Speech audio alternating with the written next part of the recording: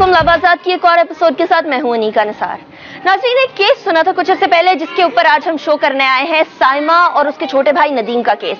इस केस के अंदर इन दोनों बच्चों को एक ऐसी बीमारी हो चुकी है जिसकी वजह से इनके आज़ाद ही झड़ने लग गए हैं। पाँव की तमाम उंगलियां साइमा की झड़ चुकी हैं और मुंह पूरा का पूरा डिफॉर्म हो चुका है। ये क्या बीमारी है, इसको किस तरीके से सही किया जा सकता है, कितने पैसे दरकार होंगे, ये तमाम चीजें हम जानने की कोशिश करेंगे। डॉक्टरों से भी बात करेंगे, अहले मोहल्ला से भी बात करेंगे कि इन बच्चों की तरफ किस तरह का रवैया है तमाम अहले मोहल्ला का।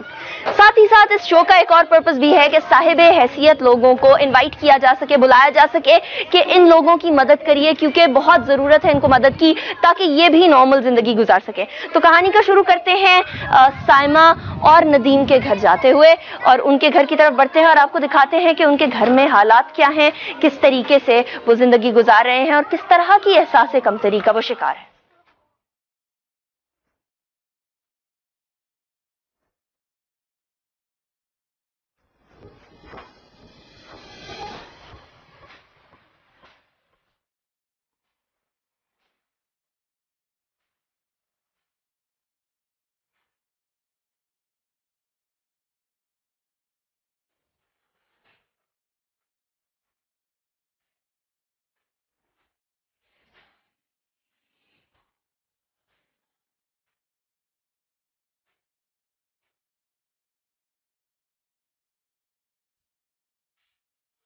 नाज़रीन, एक ऐसी बच्ची जिसको एक ऐसी बीमारी लाहक हो गई है जिसके बारे में ना कभी पहले सुना ना कभी देखा।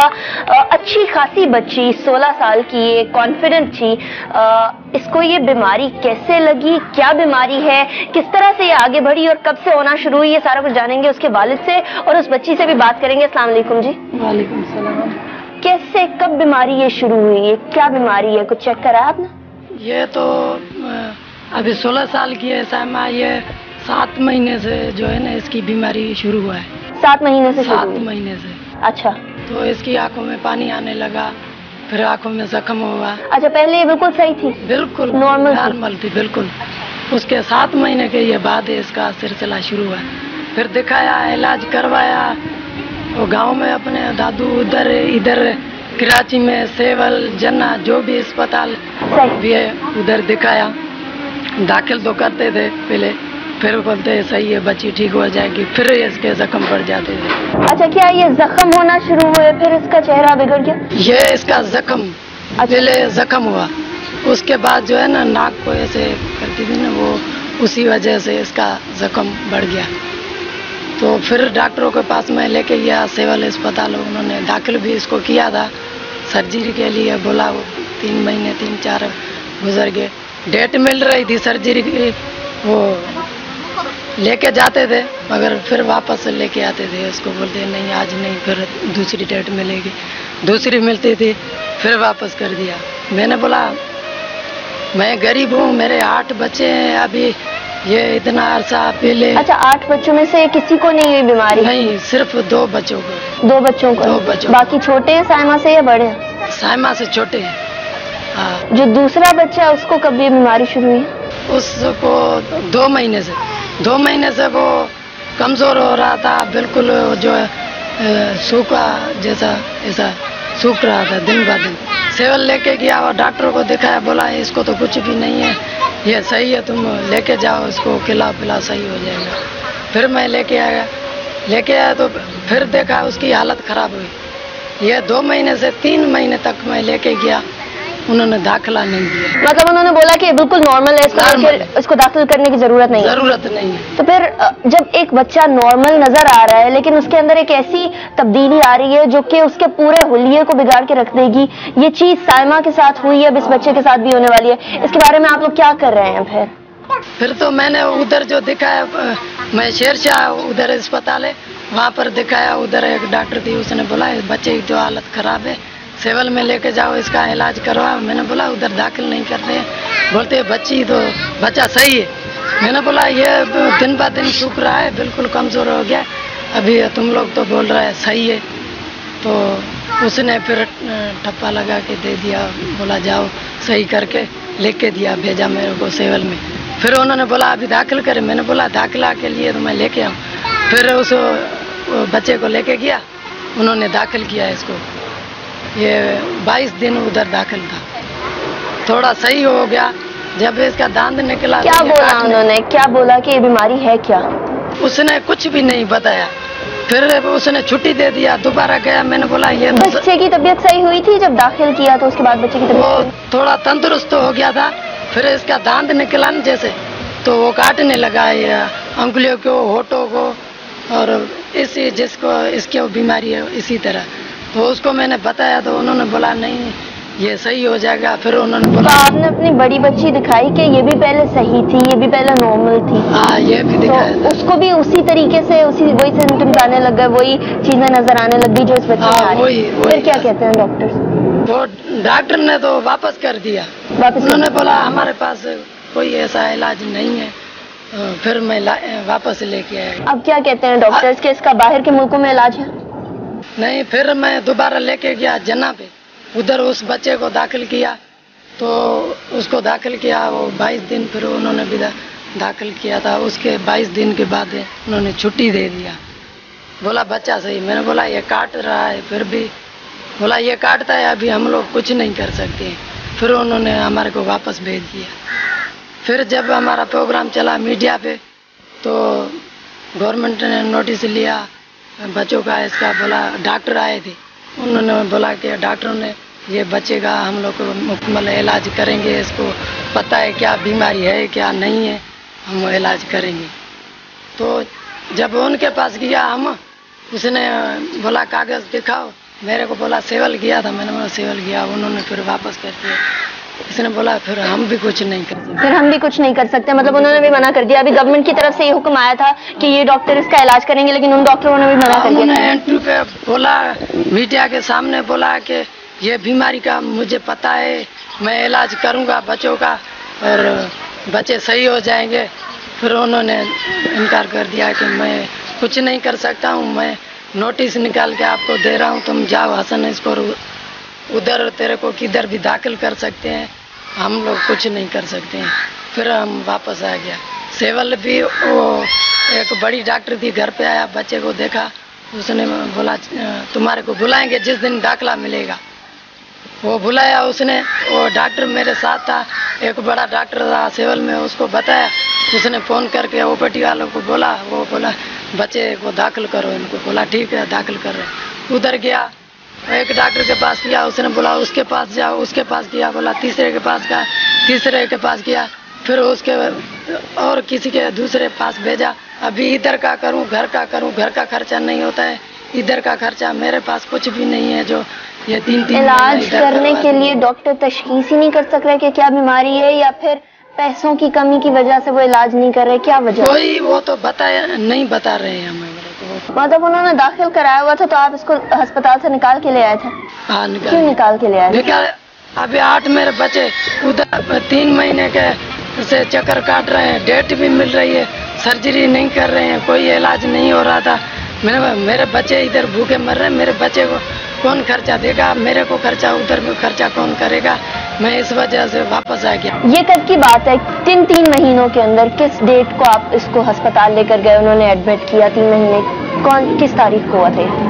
वो इसमें डेट लिखा हुआ है, ये जो पहले सेवल में इसको बच्चे को दाखिल किया था। बच्चे को पहले किया, फिर साइमा को किया? साइमा को तो 7 साल पहले किया था, उसके बाद किसी ने दाखिल नहीं किया है। फिर बाद में हम अपने तरफ से किया तो ओपीडी वालों के पास उन्होंने दाखिला दिया, डेट मिला।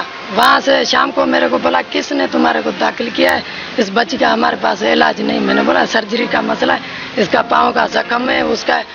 बोला हमारे पास तो नहीं, सर्जरी का कोई है सहूलत कुछ भी नहीं है हमारे पास, तुम घर पे जा सकते हैं। उसके बाद किसी ने कॉल नहीं की, किसी ने नहीं बताया? नहीं, मेरे से किसी ने कहा। अच्छा, साइमा से भी बात कर लेते हैं। साइमा ये बताओ कब ये शुरू हुआ था बेटा? मैं 7 महीने की हूँ जब मेरे को ये बीमारी शुरू हुई थी। 7 महीने की थी तब से?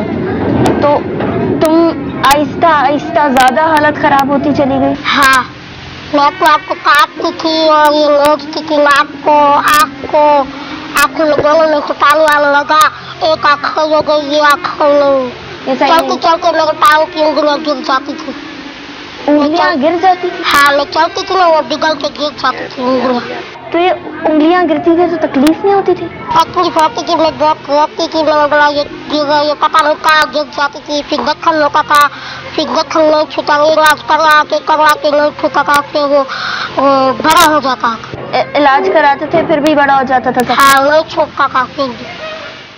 फिर अभी भी इलाज करा, अभी कुछ सूख गए दखन, अभी नहीं है, अभी एक दखन सूख गए और मेरे को कागों में दर्द है, कमर में दर्द है, मैं चल नहीं सकती, चल के मेरे को चल के मैं थक जाती हूँ, मेरे को नहीं दर्द होता, मैं चल नहीं पाती, इतना दूर नहीं जा सकती हूँ, पैदल नहीं जा सकती, दर्द होती है, तकलीफ होती है। तकलीफ होती है।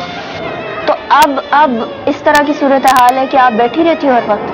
हाँ, बैठी रहती घर पे, कोई मेरे साथ खेलता भी नहीं है, कोई मेरे से बात भी नहीं करता है, सब मेरे को नफरत करते, मैं बोलती अल्लाह करे मैं सही हो जाए, सर्जरी हो जाए, मेरा अबू गरीब है, 300 करना का 300 हम खाए इलाज करवाए। 300 रुपए पर डे, एक दिन के अंदर 300 रुपए कमाता है? हाँ, कभी जाता है कम पे, कभी नहीं जाता है, हमारा इलाज के लिए जाता है, मेरी दवाई नहीं होती है, फिर मैं बीमार हो जाती हूँ, दवाई खाती हूँ तो सही हूँ, दवाई नहीं खाती हूँ तो मैं बीमार होती हूँ। तो अभी दवाई खा रहे हो?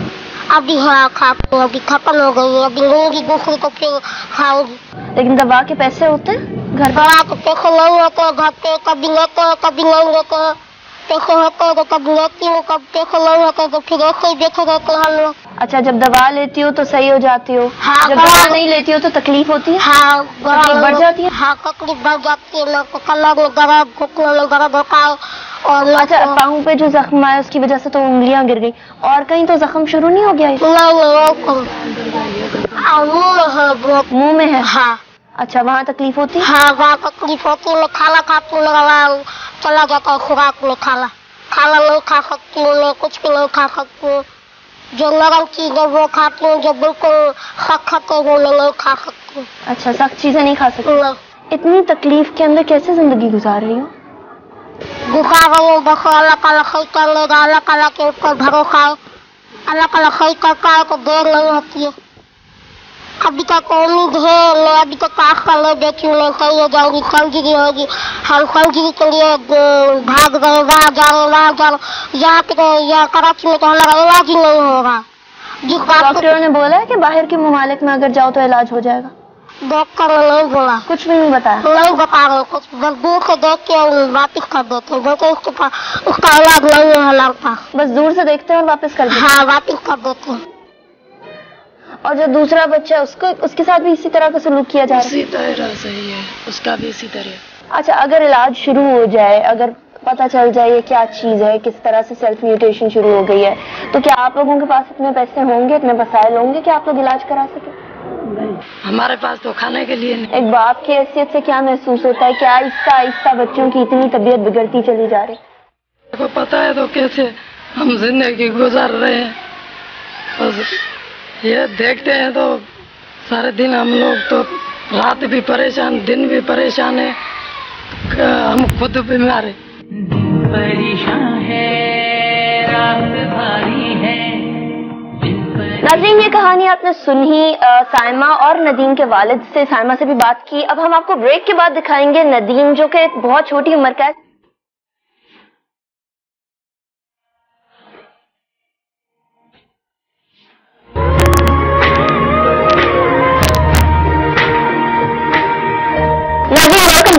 ब्रेक। अब हम हैं मौजूद नदीम और साइमा की वालिदा के साथ। 8 बच्चों की वालिदा, जिनके अंदर से 2 बच्चों की ऐसी कंडीशन हो गई जो कि पहले कभी सुनी ना थी। सेल्फ म्यूटेशन हो रही है इन दोनों बच्चों की। साइमा के पाँव की उंगलियां झड़ चुकी हैं और नदीम जो है उसकी हालत होना शुरू हो चुकी है। अब नदीम को बचाया जा सकता है इस हालत में, और साइमा की सर्जरी करने के लिए वालिदा के क्या एहसासात हैं, वो क्या चाहती हैं, किससे मदद दरकार है, नहीं सारा कुछ इनसे पूछते हैं। उर्दू ये नहीं बोल सकती, जिसकी वजह से इनके वालिद ट्रांसलेट करेंगे, साइमा और नदीम के वालिद। अस्सलाम वालेकुम जी। ये बताएं कि साइमा की हालत ये बहुत पहले से है, अब नदीम की भी ये हालत होना शुरू हो गई। आपने डॉक्टरों वगैरह को चेक कराया? हाँ करा। क्या कहते हैं डॉक्टर? नथा कुछ बुधा नहीं कौन था, कड़ी बीमारी है। क्या कह रही है कोई नहीं बता रहे हैं कुछ भी, तो क्या बीमारी है क्या नहीं वो तो नहीं बता रहे। आपको क्या महसूस होता है जब आप अपने बच्चों को तकलीफ में देखती हैं? अभी नदीम के भी जख्म से खून आना स्टार्ट हो गया था, क्या आपको महसूस होता है, क्या चाहती हैं आप? डॉक्टर बताएं आपको कि क्या बीमारी है? बीमार में चंद कुछ को नहीं वो चंद काशे का चक्का था चक्कन कैसा छा करना सी निजे इलाज को नहीं कह रही है कि वो काटते हैं, डॉक्टर बोलते हैं ये हमारे पास कोई ऐसा इलाज नहीं है, हम कुछ नहीं कर सकते हैं।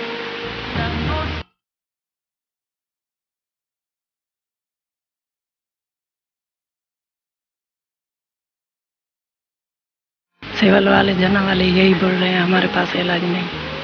इनसे पूछें ये क्या चाहती हैं कि अब नदीम की जो हालत होना शुरू हो गई है इसको बचा लिया जाए, किसी और मुल्क में जाके इसका इलाज कराया जाए, क्या किया जाए? असांजी दिल तो चाहिए बाहर मुल्क तो इलाज छे न असांजे बच्चा छुटन न चंगा भला छन असांजे तो इहो इरादो आहे। कह रही है कि हम बोलते हैं कहीं भी हो जाए बाहर तो हमारे बच्चों का इलाज हो जाए, हम तो ये चाहते हैं कि बच्चे ठीक हो जाएंगे तो सही है, बेहतर है ये हमारे लिए, बाहर हो जाए इधर किधर भी हो जाए बच्चों का इलाज हो जाए। अच्छा साइमा ये बताओ कि जो दूसरे बच्चे होते हैं वो आपके साथ खेलते हैं? नहीं मैं खाते नहीं खेलते। नहीं खेलते? क्यों, क्या कहते हैं? बाकी को मैं जरा खेलने हमको ना खा खेलेंगे, हमारे को भी ये बीमार हो जाएंगे, हमें भी जरा खेलेंगे, हमें भी जरासीम हो जाएंगे। मतलब हाँ। वो कहते हैं कि हमने तुम्हारे साथ नहीं खेलना क्योंकि तुम्हें ये बीमारी है। हाँ तो अब नदीम के साथ भी ऐसा ही सलूक कर रहे हैं लोग? हाँ नदीम के साथ भी ऐसे ही हो रहा है। नदीम के साथ भी ऐसा हो रहा है? हाँ। अच्छा ये बताओ कि जो नदीम है अभी तो छोटा है, अभी तो वो ठीक भी हो सकता है, तो क्या चाहती हो कि उसको भी इसी तरह छोड़ दिया जाए जिस तरह तुम्हें छोड़ दिया डॉक्टरों ने, या उसका कोई इलाज कराएं? उसका कोई इलाज करो तो हम खुश हो जाएंगे, हमारी खुशी हो जाए, नदीम का भी इलाज हो जाए, हमें और कुछ नहीं चाहिए, हम सही हो जाएंगे तो बस यही चाहिए? हाँ यही चाहिए। अच्छा ये बताओ कि जो बहन भाई हैं, बाकी 6 बहन भाई हैं, वो बहन भाई कैसा सलूक करते हैं? वो भागते हैं दूर? मेरे भाई है, बहन नहीं। बहन नहीं है, बस भाई हैं सारे? हाँ दो बड़े भाई है, वो समझते हैं, वो बोलते तुम्हें जगह के लिए हमारे को भेज जाएंगे, हमारे को दूर भागते। दो बड़े छोटे को नहीं समझते, वो तो आके चीज लेके खाते, बड़े नहीं लेते। बड़े नहीं लेते? हाँ जिस बच्चा नहीं खाते वो बड़े नहीं खाते, वो समझदार है वो नहीं खाते। लेकिन ये बीमारी तो जरासीम वाली नहीं है, ये तो इस तरह तो नहीं फैलती है। नहीं फैलती, लोगों को क्या पता, लोग भागते कहीं हमें न हो जाए। तो क्या महसूस करती हो जब इस तरह से करते हैं अपने भाई, जब इस तरह से करते हैं तो क्या महसूस होता है? मुझे महसूस होता, मैं रोती हूँ बहुत, मुझे बहुत दुख होता है दिल में। हाँ रोती हूँ, मैं रोती हूँ, मैं अल्लाह ने किया ये अल्लाह ठीक करे, ये मैं क्यों ऐसे करते हैं नफरत, मैं नफरत करते हैं, मैं रोती हूँ कि मुझे दुख होता है तो नफरत क्यों करते हैं मेरे को। दिल करता है खेलने का? हाँ दिल करता, दोस्तें बनाने का दिल करता है? हाँ। फिर जब कोई दोस्त नहीं बनता, कोई पास नहीं आता, तो उस वक्त क्या करती हो, कैसे वक्त गुजारती हो अपना? फिर मैं रोती हूँ, मैं अबू को कहती हूँ मेरा इलाज करवा दो, मैं सही हो जाऊँ, मैं सर्जरी हो जाए कहते मैं सही हो जाऊँ, तो सब मेरे साथ खेले, मैं खुश हो जाऊँगी। बीमारी में खेल नहीं सकती, फिर जिन्हें मन करता है तो कोई खेलता भी नहीं मेरे साथ। तो कैसे टाइम गुजारती हो? घर में झाड़ू लगाती हूँ, कभी बर्तन धोती हूँ, कढ़ाई लड़ाई करती हूँ, अपने छोटे भाई को उठाती हूँ, बस खाते। छोटे भाई को उठाती हूँ? हाँ। को उठाती हूँ? हाँ। बाकी छोटे भाइयों को नहीं उठाती? नहीं। क्यों? बाकी नहीं आता लोग, वो भी नहीं आते? नहीं आते, कोई भी नहीं आता। अच्छा कढ़ाई करती हो? हाँ। आती है कढ़ाई? हाँ। किसके लिए करती? भाइयों के लिए। ये बताओ कि जब डॉक्टर के पास जाती हो, अस्पताल जाती हो, वहाँ लोग जब तुम्हारी हालत देखते हैं, जब आपको देखते हैं कि आपका हालत ऐसी हुई है, तो फिर लोग, बाहर के लोग कैसा, जब अस्पताल पे होती हो कैसा रिएक्ट करते हैं, कैसा सलूक करते हैं बाहर अस्पताल में? बाहर वो देखते तोबा करते, देख के तोबा हाँ तोबा करते, मेरे को बात करते, बोलते कैसे बीमारी पूछते, वो तोबा करते, खर्च देते मुझे। खर्च देते? हाँ। तैयार होने का शौक है? हाँ तैयार होती हूँ। तैयार होती हो? कैसे? हाँ। तैयार होती हो? तैयार होती हूँ, मेरे पास मेकअप है, मैं तैयार होती हूँ। मेकअप है? हाँ। कहाँ है मेकअप, दिखाओ। कौन ला के देता है मेकअप? मैं खुद लेके आती हूँ, अब पैसा देता है, कभी मेरे को खर्च मिलती है, मैं अपनी रख के फिर मेकअप लेती हूँ, चीज नहीं लेती। चीज नहीं लेती, मेकअप लेती हूँ? हाँ मेकअप लेती हूँ। अच्छा ये ईद पे लिया। ये ईद पे लिया? हाँ। ईद पे लिया? हाँ ईद पे नया लिया ये फर्क है, ये मैं जो पहले की चीजें वो भी रख देती हूँ, ये मैंने ईद पे दिए थे। हाँ पहनने के लिए लिए थे? हाँ। अच्छा, कहाँ से लिए ये अपने स्टॉप जाती है। अच्छा, स्टॉप जाती है? हाँ। वहाँ से चीजें लेकर आती हो फिर? हाँ, वहाँ तैयार होने का इतना शौक है, मेकअप करने का शौक है? हाँ। तो कभी सोचती हो कि मेरी हालत सही हो जाएगी तो मैं और ज्यादा तैयार होंगी और ज्यादा प्यारी बनूंगी? हाँ, मैं सोचती हूँ, मेरी अम्मी कहते तुम सही हो जाओगी, तुम मैं इतने तैयार होती हूँ, लोग बोलते हैं इसका नाक भी नहीं है, ये फिर भी तैयार होती है, अच्छी नहीं लगती। कौन कहता है? बाहर के लोग कहते हैं, बच्चे कहते हैं बाहर। अब ईद तो हर किस को मनानी होती है, ईद नहीं मनाएंगे तो फिर क्या होगा। मैं ईद पे जाती हूँ, खाना लेके आती हूँ, ये लिपस्टिक है, क्रीम है, ये खाना धोते ये केचप है, मैं लेती हूँ, सब कुछ लेती हूँ। सब कुछ लेती हो? हाँ, सब कुछ। लोग क्या कहते हैं, बाहर के बच्चे क्या कहते हैं? बाहर के बच्चे कहते हैं तुम्हारा नाक भी नहीं है, तुम्हें खाना अच्छा नहीं लगता है, अच्छे अच्छे बुंदे लेती हो और अच्छा अच्छा खाना लेती हो, तुम्हें अच्छा नहीं लगता है, तुम्हारा नाक नहीं है, तुम्हारे ऊपर कुछ खूब ही नहीं होता, कुछ खूब ही नहीं होता है, तुम अच्छी नहीं हो, तुम्हारा नाक होता है, तुम्हारे ऊपर ये अच्छी लगती चीज़ें, तुम सही नहीं हो, तुम्हारे ऊपर ये चीज़ें भी सही नहीं लगती है। गुस्सा चढ़ता है इससे लोगों को?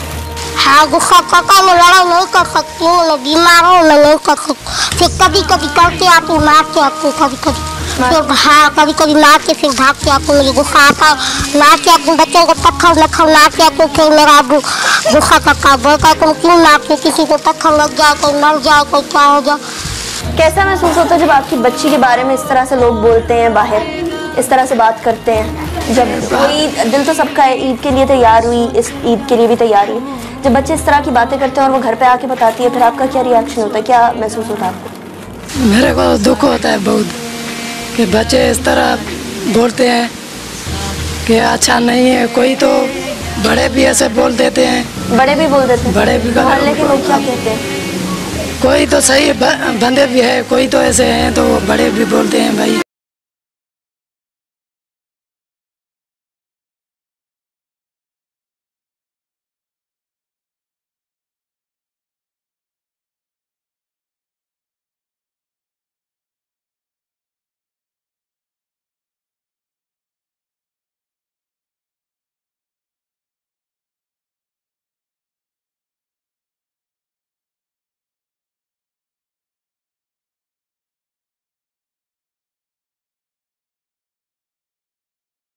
करता है, आपने देखा भी होगा, इसने आई मेकअप भी किया हुआ फुल।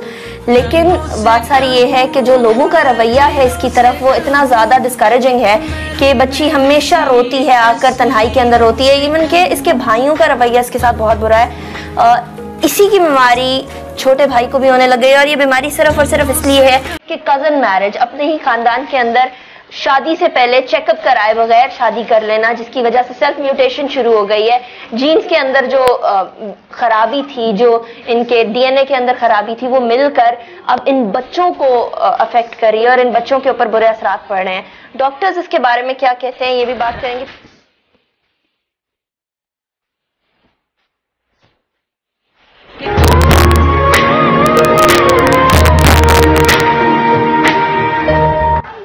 नाज़रीन आइए पहले मोहल्ला से भी जानते हैं कि उनका इनकी तरफ क्या सलूक है। साइमा और नदीम दोनों बहन भाई, इनकी हालत के ऊपर वो क्या सोचते हैं, वो क्या जानते हैं और किस तरह का सलूक रखते हैं, किस तरह का रवैया रखते हैं इनकी तरफ।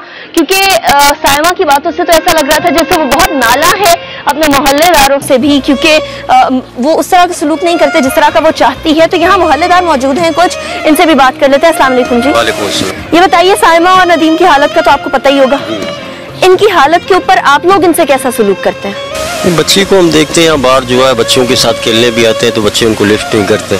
अब ये बच्ची जो है एहसास कमतरी के अंदर मुब्तला है, घर से बाहर बहुत कम निकलती है। ये बीमारी मालूम नहीं क्या है, पर उसरार एक बीमारी है। इसके लिए तो चाहिए कि गवर्नमेंट इस ख़ानदान के साथ जो है ताउन करे, इसके इलाज मालज में जो है जो खर्चा है उसको जो है बर्दाश्त करे, क्योंकि ख़ानदान भी बहुत गरीब ख़ानदान है।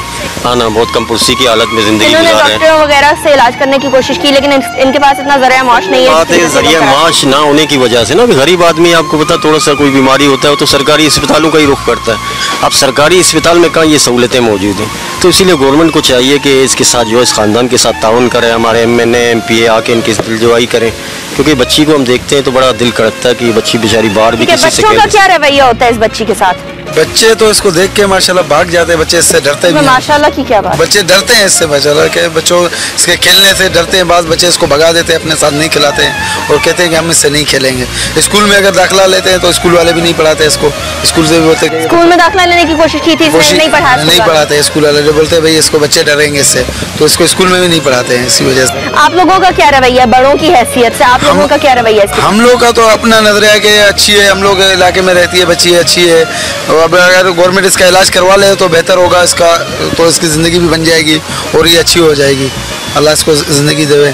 कैसा रवैया इसका बच्ची का सबके साथ? सबके साथ सही है, सबके साथ सही है, लेकिन सब इसके साथ सही है। बीमारी की वजह से मतलब इससे सही नहीं है। बड़े भी खतराते हैं क्या? नहीं, बड़े तो आखिर बड़े हैं, उसी के तो माँ बाप भी हैं, बच्चे भी हैं, वो तो नहीं डरेंगे, मगर वो छोटा बच्चा जो है इसको देख के भाग जाते हैं।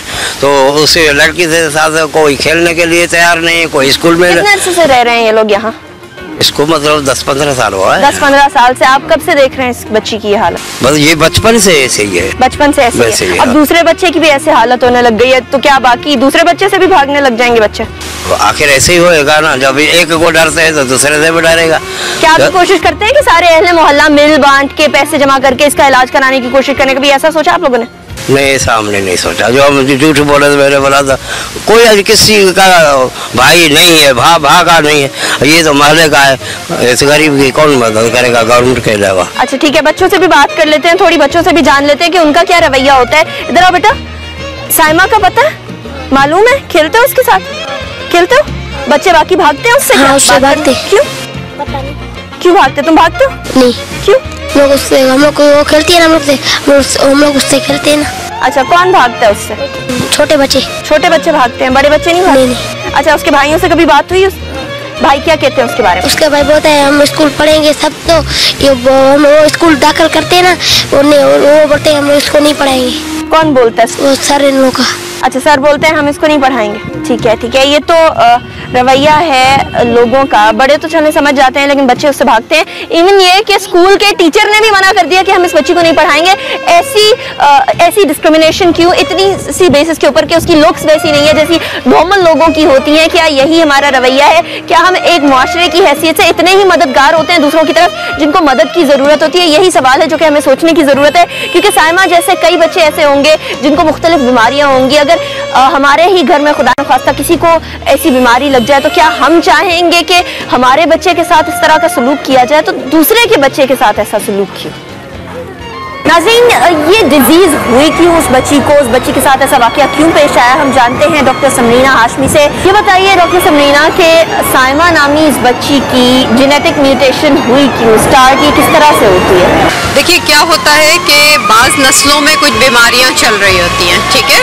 एक माँ की तरफ से छोटी सी बीमारी आ रही है, बाप की तरफ से छोटी सी बीमारी आ रही है, और एक ख़ानदान में चल रही है। तो अगर उनकी आपस में शादियाँ ख़ानदानों में होती हैं तो वो बीमारी एक बड़ी बीमारी बन के सामने आ जाती है। जैसे थैलेसीमिया है कि अगर थैलेसीमिया माइनर माँ को भी है, बाप को भी है, तो वो थैलेसीमिया मेजर बनेगा और 4 में से 2 बच्चों में आएगा।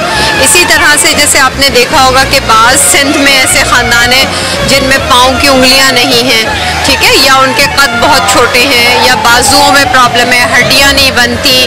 तो ये सारे के सारे जो हैं ये जेनेटिक प्रॉब्लम्स हैं और आपस में शादियों की वजह से होते हैं, क्योंकि थोड़ा थोड़ा चल रहा होता है, लेकिन वो उस खानदान के 2 लोग जब आपस में मिलते हैं तो वो मसला एक बड़ा मसला मिल के सामने आता है। सही, इसको किस तरह से कर्टेल किया जा सकता है? एक तो कजन मैरिज ना करके, दूसरा क्या शादी से पहले चेकअप कराने से ये चीजें खत्म हो सकती है, कम हो सकती है? बिल्कुल, देखिए इसका तरीका यही है कि लोगों में एक तो तालीम फैलाई जाए, ठीक है, लोगों में अवेयरनेस कैंपेन्स हों, जो कि हमारे यहाँ के महकमा सेहत और हुकूमत की बहुत बड़ी जिम्मेदारी है, क्योंकि टीवी जो है वो मलबारी के होटल में भी देखा जाता है, ठीक है।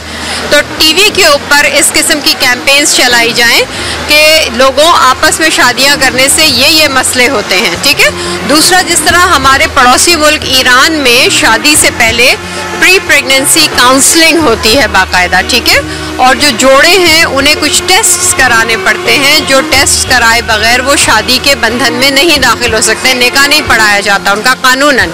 ठीक है, तो यही हमारे यहाँ भी रूल्स होने चाहिए। असेंबली में रूल पास होना चाहिए कि हेपेटाइटिस का टेस्ट हो, एड्स का टेस्ट हो, थैलेसीमिया का टेस्ट हो, मौरूसी बीमारियों के टेस्ट हो, फिर निकाह नामे पे दस्तखत किए जाएं।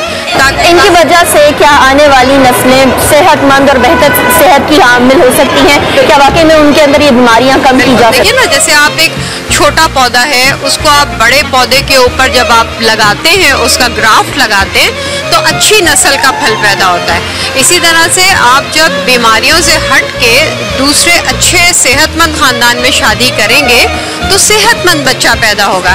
इसी तरह इंसानों में भी है, आप अच्छे बगैर बीमारी वाले खानदानों में शादियां करेंगे तो अच्छी नस्लें पैदा करेंगे और पाकिस्तान को एक बेहतर सेहतमंद नस्ल देंगे। बहुत बहुत शुक्रिया डॉक्टर शर्मीना हाशमी से बात करने का। नज़रीन, यहाँ आपने जाना कि कज़न मैरिजेस जहाँ हमारे मजहब के अंदर अलाउड तो हैं, लेकिन वहीं हम लोगों को चेकअप भी ज़रूर कराना चाहिए। वेडिंग से पहले, शादी के बंधन में बनने से पहले ये चेकअप कराना ज़रूरी इसलिए है ताकि साइमा और नदीम जिस बीमारी में जकड़े जा चुके हैं उस तरह की बीमारियां आम ना हो सके और हमारी आने वाली नस्लें ज़्यादा सेहतमंद तरीके से ज़िंदगी गुजार सकें।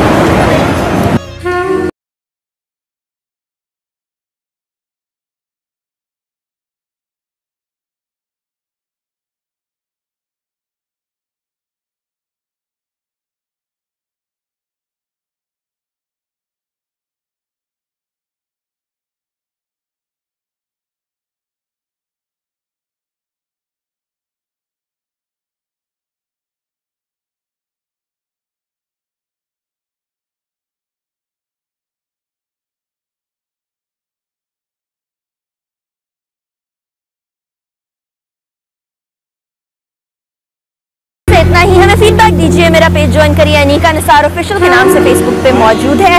ट्विटर पे मुझे फॉलो करिए @अनीका निसार के नाम से। अपने मसाइल, अपनी आरा और कोई भी चीज़ जो आप हमें बताना चाहते हो, हमसे शेयर करना चाहते हो, लिखिए। आज के शो से इतना ही, इस तालीम के साथ कि खानदान के अंदर शादी से करने से पहले चेकअप जरूर कराया जाएगा। अल्लाह हाफ़िज़।